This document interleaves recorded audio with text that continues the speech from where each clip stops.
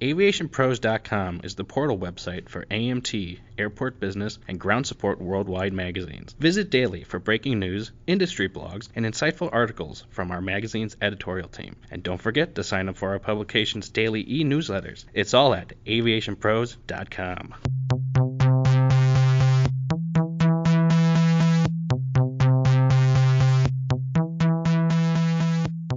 Hello and welcome to this edition of the Aviation Pros podcast. I'm Josh Smith, editor of Ground Support Worldwide, and today we're speaking with Ron Dutt, CEO at Flux Power, to get a better understanding of various battery chemistries and how those batteries can have an impact on the electric ground support equipment market. So Ron, I want to thank you for joining us and sharing your expertise on this topic.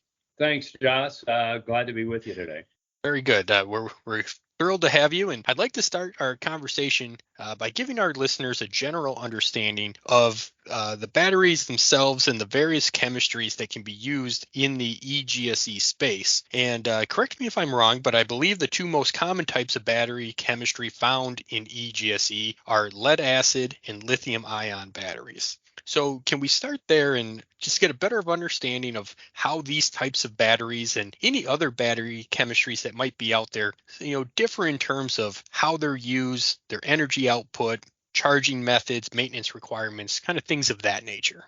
Sure. Yeah, you've kind of opened up Pandora's box a little bit in a way, but it's very timely, very relevant. I think everybody is now getting somewhat conversant, or at least interested in battery cells, since the wave of electrification in this country looks like it's going to be unabated and grow dramatically. But to start off, a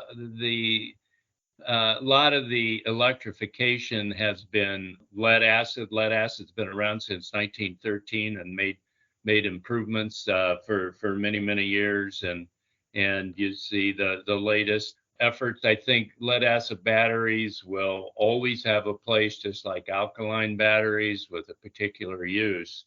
However, lithium has come into its own in terms of being economically viable over the past, 20 years, initially with lithium batteries in your cell phones and laptops, a real small format.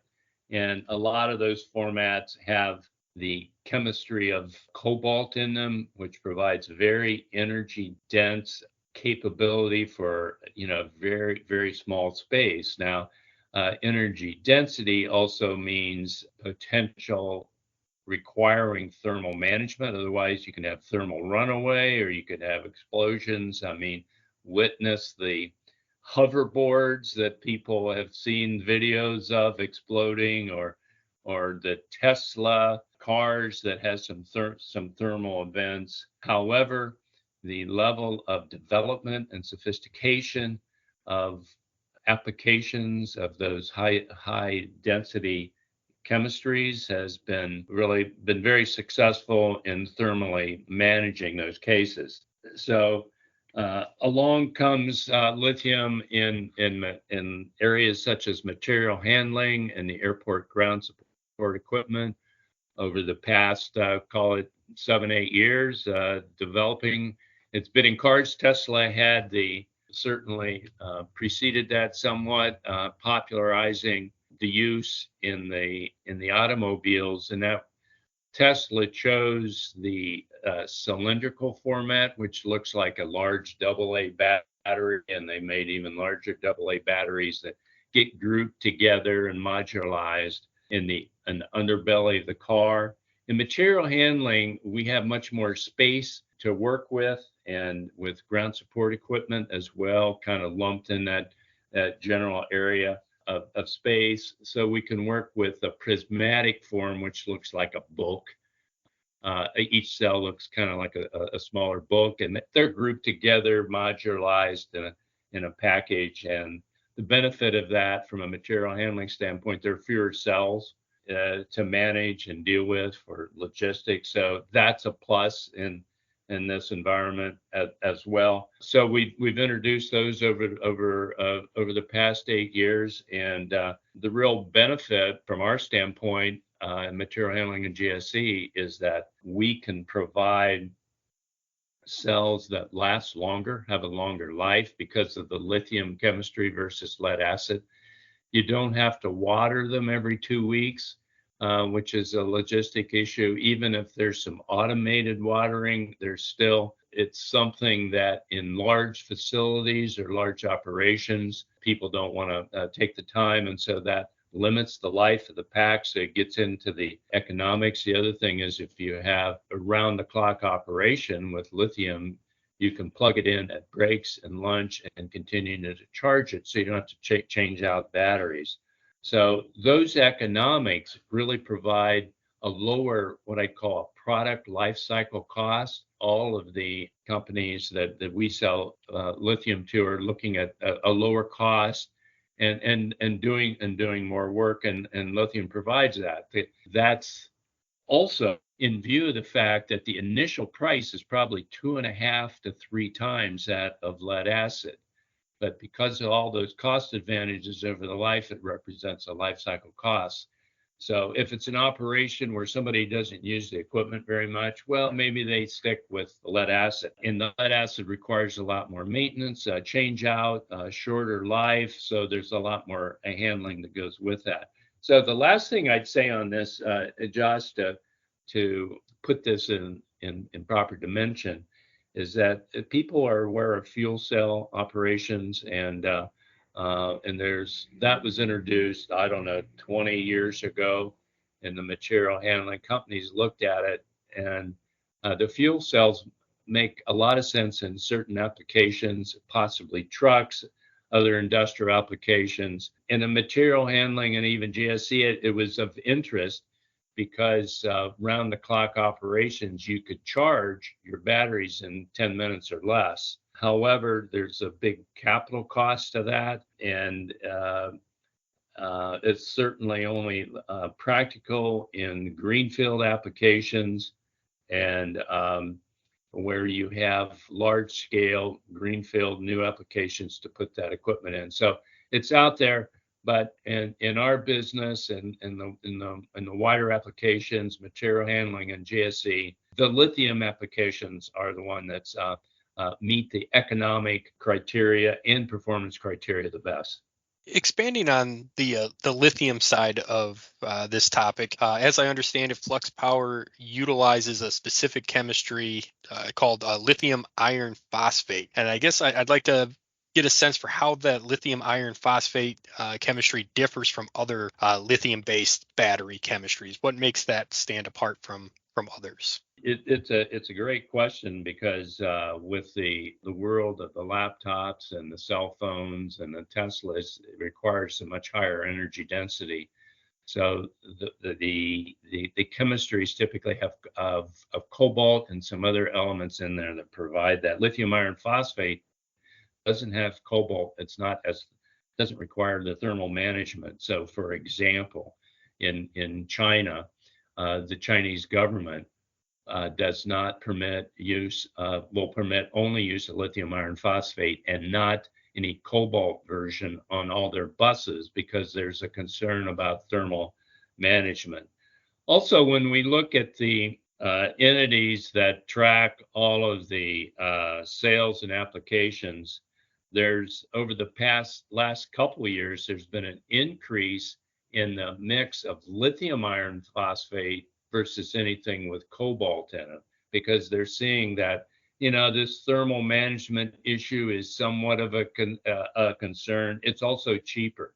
Not having to use cobalt is a precious metal, and lithium iron phosphate provides a more economical source of energy for that, and also without the management. Now, across the world, what's interesting because of this electrification wave I talked about earlier, which is really sweeping the market, there are a number of other chemistries that people will read about that are being developed, such as a lithium sodium version, a lithium solid state version, vanadium, titanium, and so forth. So the good news is for all of us, we're agnostic as to what the chemistry is, but the development of new chemistries is going to benefit all of us consumers and businesses and companies to get that next increment of efficiency at a lower cost.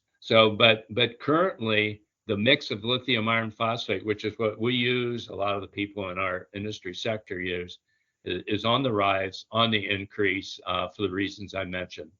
Excellent. No, this has been a great overview to get the conversation started. Why don't we take just a quick break here? But when we'll come back, we'll have a little bit more with Flux Power's Ron Dutt. Would you like to reach key decision makers in the industry? Share your message on the Aviation Pros podcast and reach key leaders across all facets of aviation, including aircraft maintenance, airports, FBOs, airlines, and ground handling. Contact one of Aviation Pros' helpful account representatives to find out more.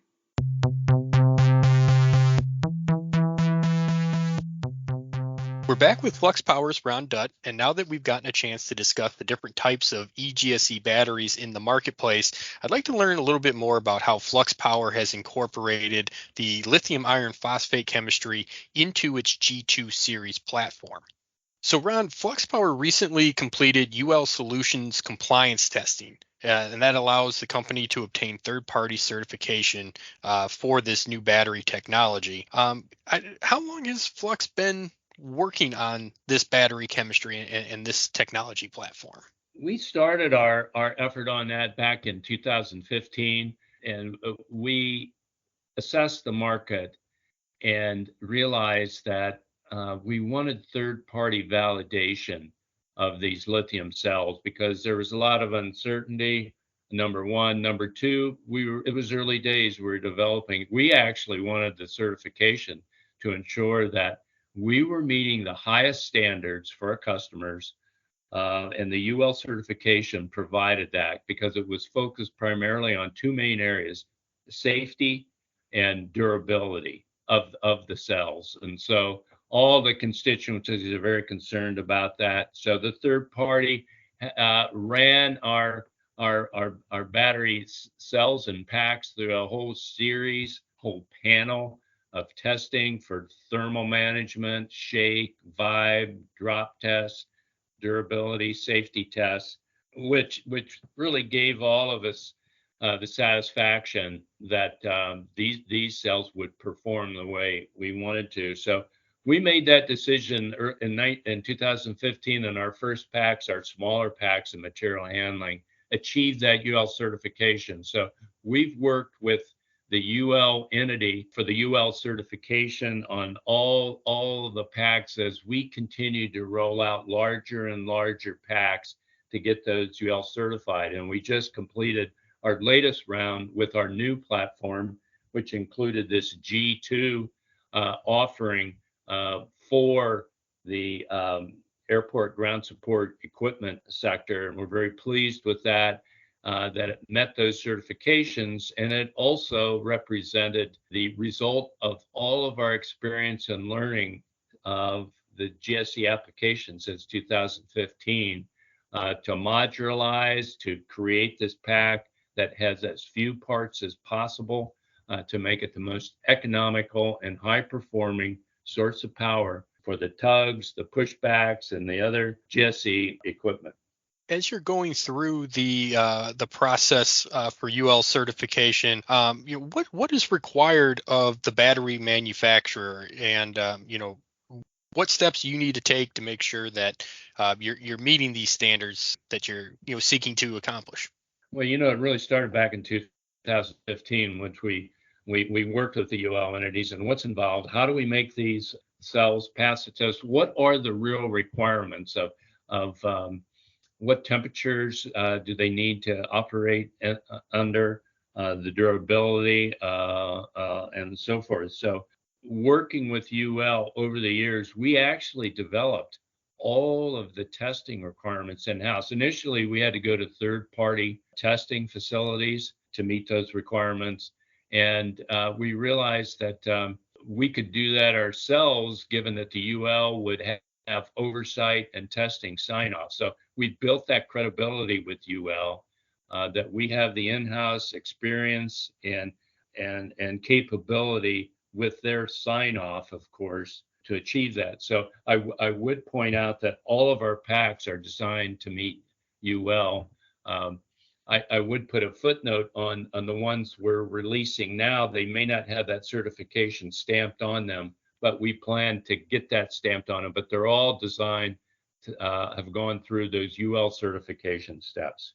You mentioned, achieving that credibility, demonstrating you have the capabilities to, put these batteries out into the marketplace. Those seem like very obvious benefits for achieving that certification. But are there additional benefits for going through this process? Yeah, I think, we and our customers are, want to be sure that these packs will last, and we'll meet our warranty requirements and expectations with our customers from 5 to 10 years, depending on what the parts are. Some of the electronic parts have a shorter life, but the cells going up to 10 years because the equipment can last that long. And we want to get good alignment with the life and performance of the battery cells with the ground support trucks and how long they're going to last, and also good alignment with the duty cycles. The duty cycles of the GSE equipment are typically not constant, but they do have some different profiles, and we want to align these battery packs with the life of the equipment. And also with such equipment as pushback trucks, which require a large amount of energy discharged to push that plane back, and but it's not constant. So you want solution that is economically attractive to meet those short-term performance requirements and also have a long life to it. So all this testing and all this experience over the past almost 10 years now has gone toward understanding those nuances, including the temperature of the environment. We test packed our packs in Minneapolis in the winter to ensure that the heating elements of our pack will support leaving those packs outdoors on the tarmac through the Minneapolis winter.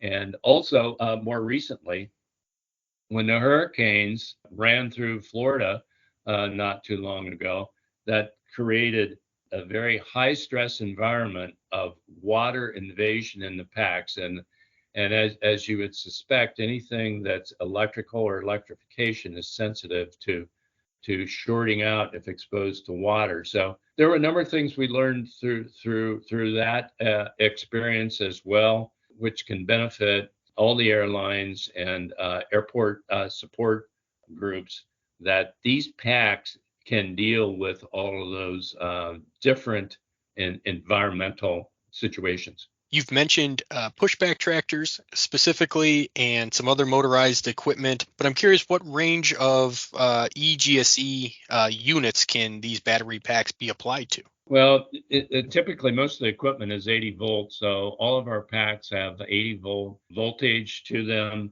and ranging in amperage from 200 amps to 400 amps, 600 amps, 800 amps that we can provide.